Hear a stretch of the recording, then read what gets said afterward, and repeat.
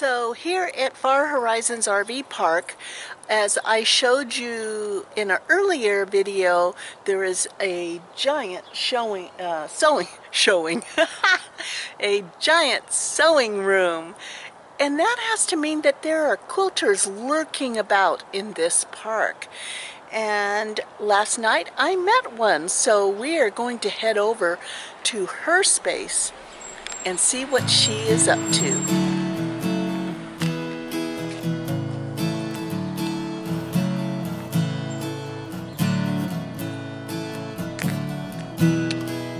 Well, like I told you, I knew because of the sewing room here that there was a quilter lurking somewhere in this park, and I have found her.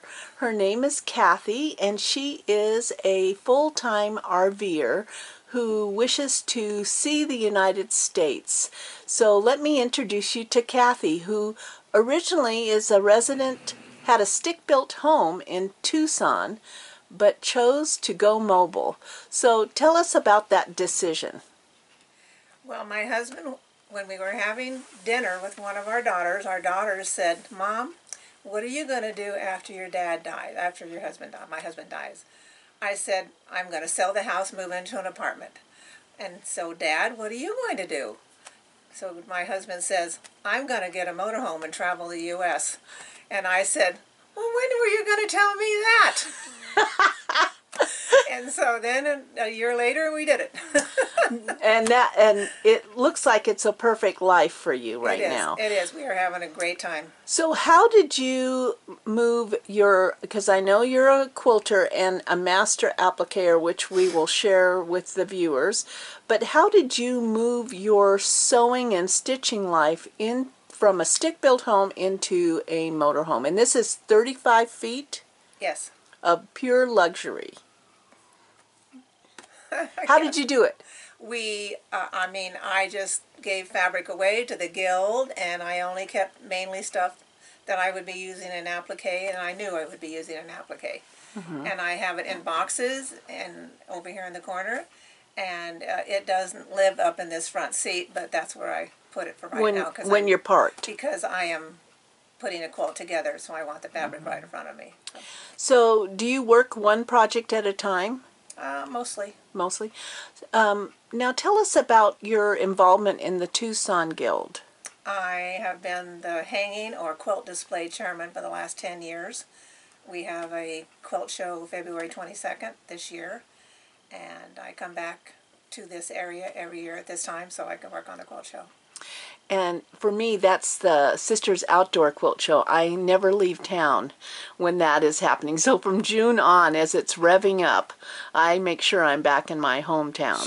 Sure. Yeah, because that's part of our life. Of course. That's our life. Yeah. So what type of quilting have you done? I have done everything.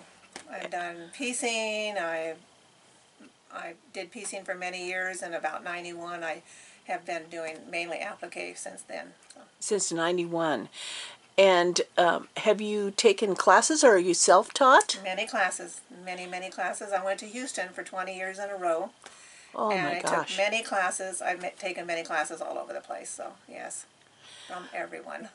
Oh, because when I was at Asilomar, I met a whole group. I shared a table with a whole group of appliqueurs from back east that do Ellie's stuff. Yes, I've done Ellie's. I've done Pat Campbell. I've done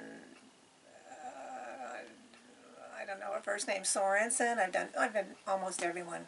Yes. So I can tell when one downsizes to a motorhome, you're not hanging your quilts or displaying them in the same way you do a stick built. No. So what happens to your quilts? When I get them ready to put together, I put them together, I lay them out on the bed, I'm good. This couple years ago, I actually stretched my quilt out on tables in the driveway here. And then and do you hand quilt? Or Yes. So you're hand quilting all of your projects. Yes. And when they're completed, do they just get folded and put in every nook and cranny, or do you put a, obviously you must put a quilt in the show. About now it'll be about every 3 years. You know, just I'm not quilting as heavily as I was when I was at home. Plus, applique takes a long time. It takes a long time, and to hand quilt it. Yeah. When you travel, do you make sure you stop at quilt shops? Of course. Of course. And knit shops too. And knit shops. And I'm going to show the viewers a close-up of a cross stitch I see over there. Do you cross stitch also? Yes, I do. That is another addiction of mine. I love to cross stitch. Yes. Okay, so let's take a look at some of your work. Okay. All right. So your current project. You want to take a picture of this? Yeah, so this is a Susan Garman project, and you put your patterns, when you're working on them, you put them in a binder until they're completed. That, you know, this is on my bucket list, a Baltimore album type quilt. I hope someday to be good enough to do something like that. I have never done a real Baltimore album. I've done lots which are considered a Baltimore album. I'll show you one here. So this is the first block that I finished. Oh my gosh. And do you do needle turn? No freezer paper, glue, or anything like that for you? This one I'm using a foundation under some of the pieces. Because they're so small, some of them, huh? And look at this one here, this little spoked one. And what kind of needle and thread do you use? I use all different kinds, mainly 60 weight and silk. Oh, I love the silk thread. Yeah. Is it YLI silk thread? Or? Lots of different kinds. Yeah. Okay, They so just let's don't have as many colors. let's move on to your others. Oh, now when did you finish this one? 3 years ago.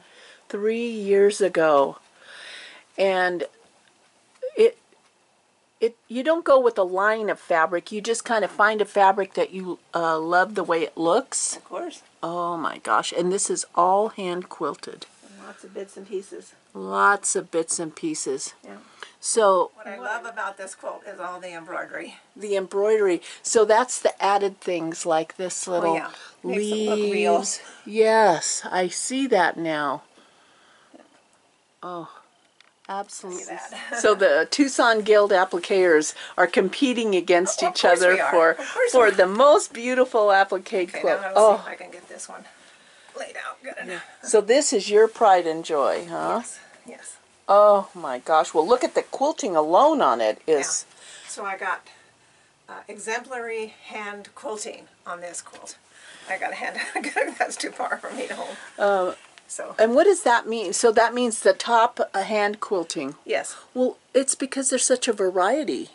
And that is to add texture to whatever is around it, correct? Well, the quilting makes a quilt for sure. As far as I'm concerned, the quilting makes a quilt. Yeah, now I met So Dave, I think his name is Dave, at Cactus Quilt Shop, who is a hand of course, quilter. yes, I know everybody. Yes, he's a hand quilter, and he puts a quilt the show every year. Both So- of them do, you know. He and his wife? Yeah, I'm just trying to think of her name. It's just left me. But anyway, they both put quilts in the show. She won Best of Show about 3 years ago on an applique quilt. Okay. Yeah, so And so they're tough competition, huh? everybody's You don't have to hold okay, it up. right. So, what's your favorite thread to quilt with? Gutermann, it's whatever I can find. And do you have a favorite needle to quilt with? I just have gotten a new one, which is a Japanese needle that I really like. Oh, That just came out. yes, those are in the little boxes. You saw them at the quilt basket. Yes, Yes. I did. We love those, and we have those at the Stitch and Post Yes, too. they're very expensive, but they're very worth it. Yeah, And it's the steel that they're made out yes. of.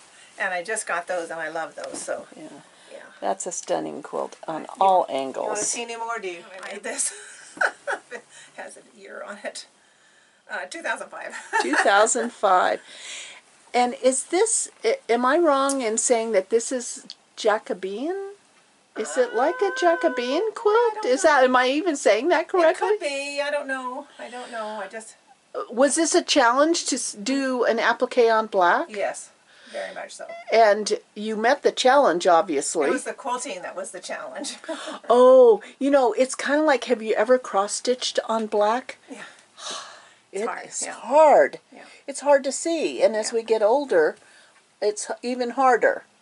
Yeah. But this is stunning. Whose pattern is this? I don't know. I don't know now. So cross-stitch, knitting, and quilting. So the other side of Kathy's life includes cross-stitch, and her design choices show no fear. She just is not afraid of it. And let me just bring up this. This is what it'll ultimately look like. So when you're choosing a cross stitch to stitch, what are you drawn to? What's the first thing? Quilting. And then I just love the Marabella ones, so. Yeah, oh, Marabella's your favorite cross stitch. Yeah. So those are, if I'm thinking about those patterns, they're whimsical. Well, and they're, yeah. Yeah, they're beautiful. And they're angels and they're everything. So, Right. yeah. Oh my gosh, these are gorgeous. Yeah. So how long does it take you, do you think? Is there such a thing as a time limit? No, there's no time limit. No. Before you die, you'll have it done. Maybe. Or one of your daughters will have to take up cross stitch, right? Because quilting is my first love, and then mainly at night I knit, and then I cross stitch. So it's that, you know, I don't really do well at night on applique. So This is how a quilter lives. When she's parked, all the fabric comes out and takes over the passenger seat. yes. It's quite organized in boxes of patterns, Yeah. and then there's knitting. So that's what I wanted to ask you about. What do you predominantly knit? Scarves mainly, shawls, Shawls. knit a few sweaters, or whatever. So you're doing things for people, like gift I give items? them as gifts. A lot of times I give them as gifts. Yeah. Yeah. And look at this little table here where her chair turns around, and she has everything within reach. Yeah. Thread, pens, Yeah. something to drink. This is perfect. Well, Kathy, thank you so much for sharing your life with us. I think it might encourage many people out there to hit the road and still enjoy their stitching. Sure. Yeah. Thank you.